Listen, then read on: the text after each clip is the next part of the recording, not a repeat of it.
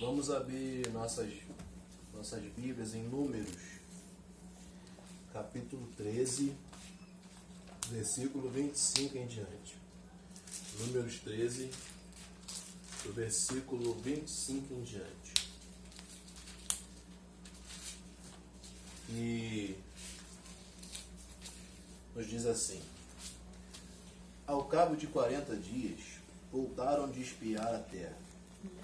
Caminharam e vieram a Moisés e a Arão e a toda a congregação dos filhos de Israel no deserto de Parã, a Cádiz. Deram-lhes conta a eles e a toda a congregação e mostraram-lhe o fruto da terra. Relataram a Moisés e disseram: fomos à terra a que nos enviaste, e verdadeiramente mana leite e mel, este é o fruto dela. O povo, porém, que habita nessa terra é poderoso, e as cidades muito grandes e fortificadas. Também vimos ali os filhos de Anak. Os amalequitas habitam na terra do Neguebe. Os heteus, os jebuseus, os amorreus habitam na montanha. Os cananeus habitam ao pé do mar e pela ribeira do Jordão. Então Calebe fez calar o povo perante Moisés e disse: eia, subamos e possuamos a terra, porque certamente prevaleceremos contra ela. Porém os homens que com ele tinham subido disseram: não poderemos subir contra aquele povo, porque é mais forte do que nós. E diante dos filhos de Israel infamaram a terra que haviam espiado, dizendo: a terra pelo meio da qual passamos a espiar é a terra que devolve seus moradores. E todo o povo que vimos nela são homens de grande estatura. Também vimos ali gigantes, filhos de Anak, são descendentes de gigantes. E éramos aos nossos próprios olhos como gafanhotos, e assim também o éramos aos seus olhos. Levantou-se, pois, toda a congregação e gritou em alta voz. E o povo chorou aquela noite. Todos os filhos de Israel murmuraram contra Moisés e contra Arão. E toda a congregação lhes disse: tomara que tivéssemos morrido na terra do Egito, ou mesmo nesse deserto. E por que nos traz o Senhor a esta terra para cairmos à espada, e para que nossas mulheres e nossas crianças sejam por presa? Não nos seria melhor voltarmos para o Egito? E diziam uns aos outros: levantemos um capitão e voltemos para o Egito. Então Moisés e Arão caíram sobre o seu rosto perante a congregação dos filhos de Israel. E Josué, filho de Nun, e Calebe, filho de Jefoné, dentre os que espiaram a terra, rasgaram as suas vestes. E falaram a toda a congregação dos filhos de Israel, dizendo: a terra pelo meio da qual passamos a espiar é terra muitíssimo boa. Se o Senhor se agradar de nós, então nos fará entrar nessa terra e nos-la dará, terra que mana leite e mel. Então somente não sejais rebeldes contra o Senhor, e não temais o povo desta terra, porquanto, como pão, os podemos devorar. Retirou-se deles o seu amparo. O Senhor é conosco, não os temais. Apesar disso, toda a congregação disse que os apedrejassem. Porém, a glória do Senhor apareceu na tenda da congregação. A todos os filhos de Israel, disse o Senhor a Moisés: até quando me provocará este povo, e até quando não crerá em mim? A despeito de todos os sinais que fiz no meio dele. Com pestilência ferirei e o deserdarei, e farei de ti povo maior e mais forte do que este. Somente até aqui. É muito interessante esse texto aqui em Números, que fala da entrada, né, na terra prometida, o cumprimento da promessa. Porque na verdade Deus, ele, na sua imensa graça, mesmo sem a gente merecer, ele nos faz promessas, né? E aquele povo tinha uma promessa no Velho Testamento, que era a promessa da terra que manava leite e mel, que Deus prometera a Abraão, Isaac e Jacó. E o povo está caminhando, Deus com mão forte tira do Egito, a gente conhece já a história, e chega nesse pedaço aqui. O que eu acho interessante é que Deus que mandara, no começo desse capítulo 13, Deus que mandara Moisés separar 12 príncipes, um de cada tribo, representando cada tribo para espiar a terra. E Moisés obedece, separa esses homens e os envia para analisarem a terra que Deus tinha prometido. Chegando lá, eles viram fruto, arrancaram lá um cacho de uva, 2 homens para carregar um cacho de uva. Realmente aquela terra era uma terra diferenciada, preparada para o povo de Deus, para o povo que Deus escolhera. E eles veem que aquela terra era boa, frutífera, só que havia um obstáculo ali. Existiam habitantes, a cidade era fortificada, e aos olhos de 10 dos 12 que foram enviados, seria impossível entrar naquela terra. E a gente trazendo uma analogia para a nossa realidade hoje, para nós também há uma promessa. Jesus disse que Ele não nos deixaria órfãos, Ele viria e nos buscaria para que nós estivéssemos com Ele.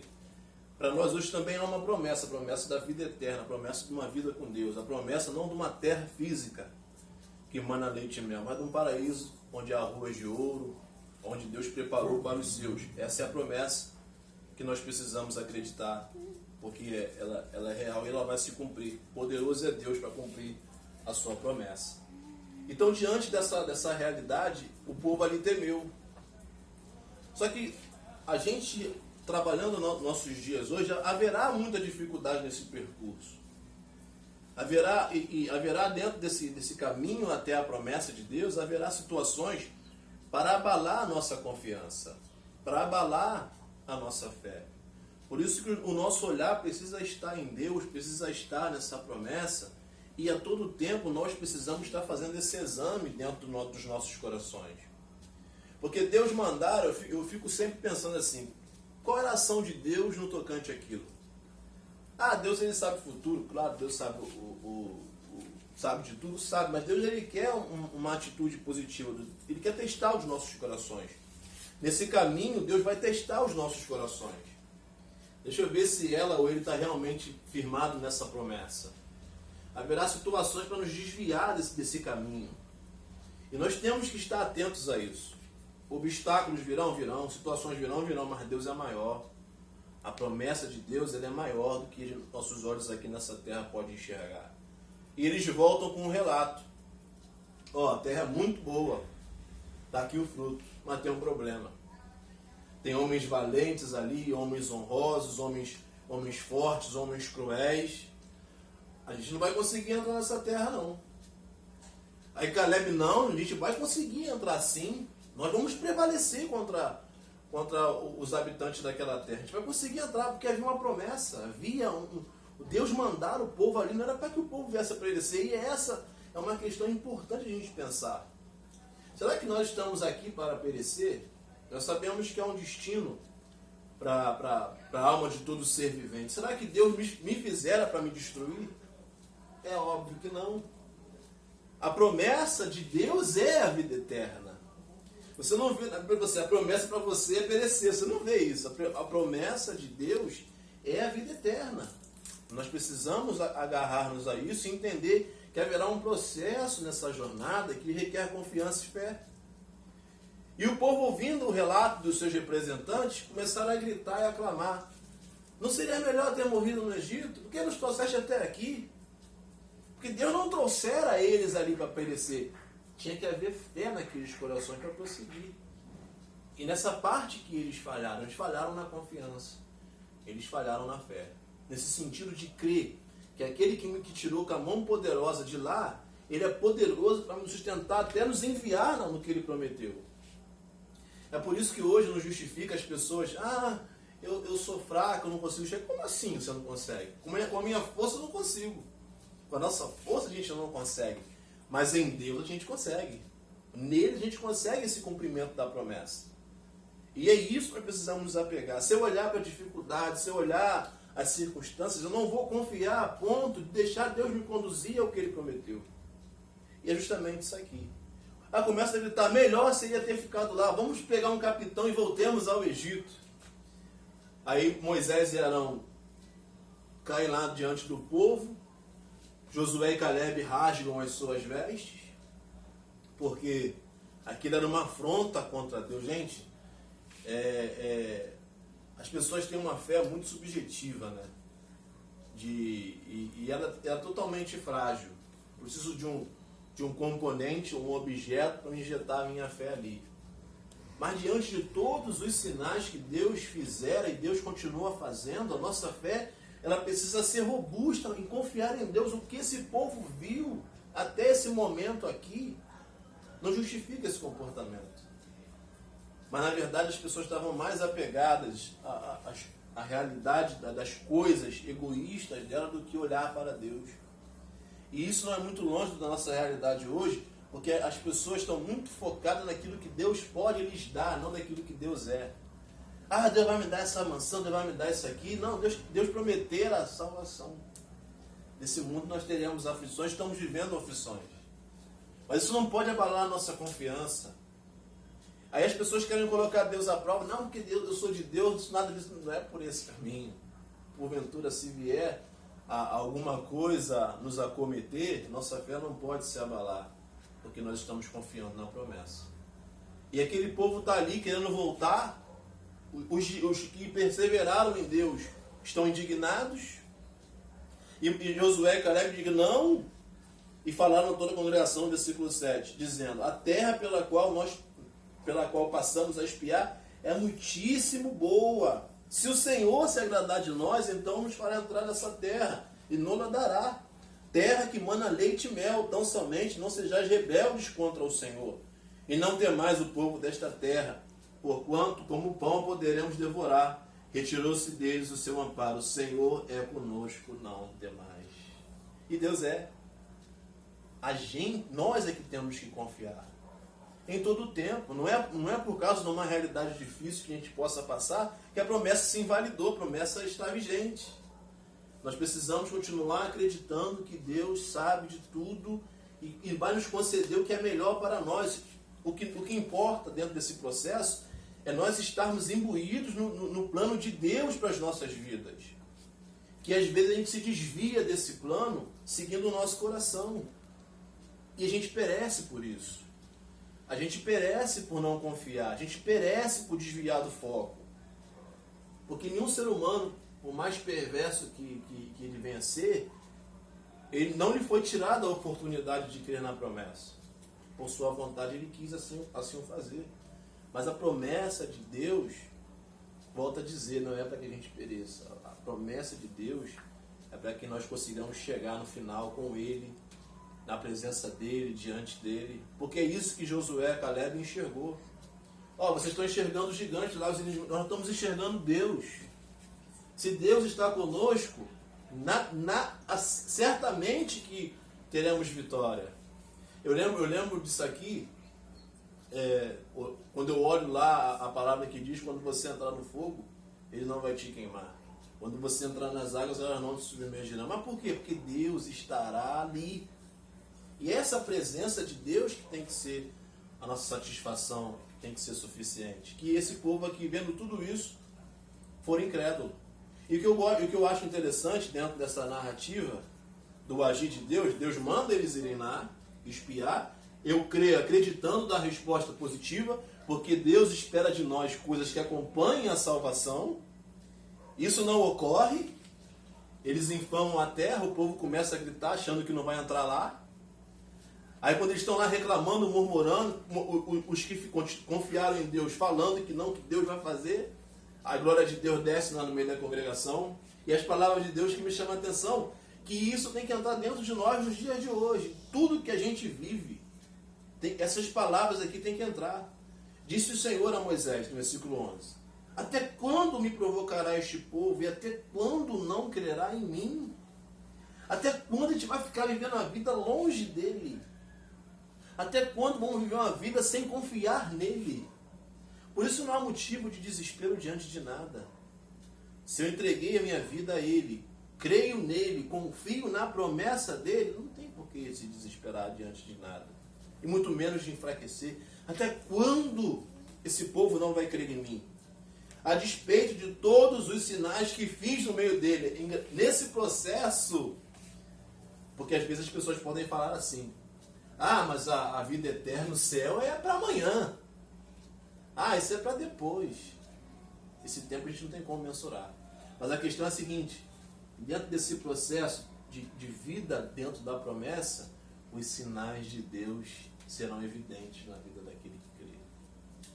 E é essa a maravilha, porque não é somente uma resposta, um benefício somente no porvir.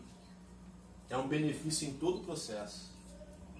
Porque Deus, mesmo esse povo sendo rebelde, Deus veio manifestando o poder dele desde o Egito. As pragas, Deus mandava nuvem de dia, nuvem de noite. Deus, o exército pereceu no meio do mar. A gente vai vendo Deus operando no meio deles ali, todo o tempo, dando vitória. E chega no ponto crucial deles manifestarem aquela fé. Eles enfraquecem e deixam de crer. E Deus está falando para nós, ó, há um milagre em todo um processo. Há um agir em todo o processo. Até quando você vai ficar sem crer? O homem é inexcusável de não crer em Deus. Olha, até diante da natureza que é criada, dentro das coisas que a gente consegue enxergar, aquilo que Deus já fizera em nós, gente, precisamos crer. Até quando esse povo não vai crer? E outra, ele diz o seguinte, e para fechar, com pestilência ferirei e deserdarei, e farei de ti povo maior, mais forte do que este. O que a gente precisa para fechar esse texto aqui? Deus prometeu, Ele é fiel para cumprir. Ele vai cumprir. Querendo eu ser participante ou não, Ele vai cumprir. E é isso que nós precisamos jogar para dentro de nós. Eu vou estar imbuído nessa promessa, participando do benefício dessa promessa, que não requer nenhum esforço nosso, é só a confiança nele, vem tudo dele. Ou vai ser necessário eu saio de cena para que o outro venha viver? Porque vai cumprir. Os desígnios do Senhor se cumprirão. Seja eu participando ou não, vai se cumprir. Agora nós precisamos desejar estar imbuído nisso. E é isso que vai fazer a diferença na nossa vida, em meio a tudo que a gente possa viver, a gente possa passar. Moisés, vou ferir todo mundo, vou deserdar, posso fazer um povo maior e mais forte do que este. Porque para Deus é indiferente. A questão é, como uma frase muito clichê que a gente ouve aí, não é Deus que precisa do ser humano, somos nós que precisamos dele. Se eu não quero ser participante dessa glória, outro vai ser, e para Deus não vai haver diferença nenhuma. Ele não vai deixar de ser Deus, de ser amoroso, de ser companheiro, de forma nenhuma. Nós temos que desejar porque Ele prometeu. Então, diante de tudo que a gente vive, diante desse mundo tão terrível que a gente vive nos dias de hoje, e tem a tendência a só piorar, precisa se apegar a essa promessa. Deus, Ele quer vir me buscar, me levar para a sua glória. Ele quer que nesse processo a mão dele venha sendo manifesta na nossa vida. A gente só tem que desejar e aceitar essa condição. Esse povo negligenciou porque lhe faltou confiança. E que nós não venhamos perder a fé. Mesmo que o mundo esteja de cabeça para baixo, confiemos em nosso Deus. Porque nossos olhos não estão aqui, estão no porvir, naquilo que Ele prometeu. E aquele que prometeu é fiel para cumprir. Amém? Então vamos